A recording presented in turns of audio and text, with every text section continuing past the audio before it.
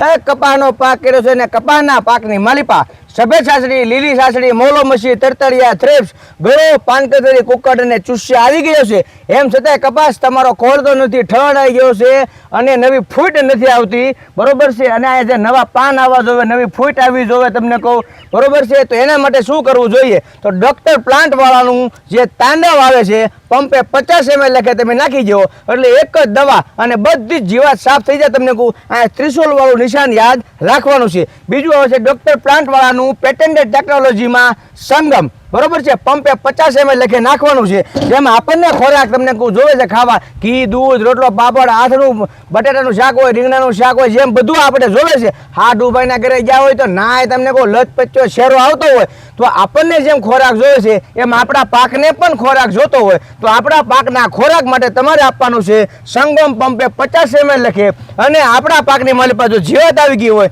તો તાંડવ આપવાનું છે પંપે 50 ml લખે. આ બંનેની જોડી તમે આપી દો, તમારા પાકની માલિપા ભયાનક અને સુપર બેસ્ટ પરિણામ મળશે, લાંબા સમય સુધીનું પરિણામ મળશે અને આપના હરેક નજીકના એગ્રો વિસ્તારમાં મળી રહેશે. રજા આપો. રામ રામ. જય જવાન, જય કિસાન.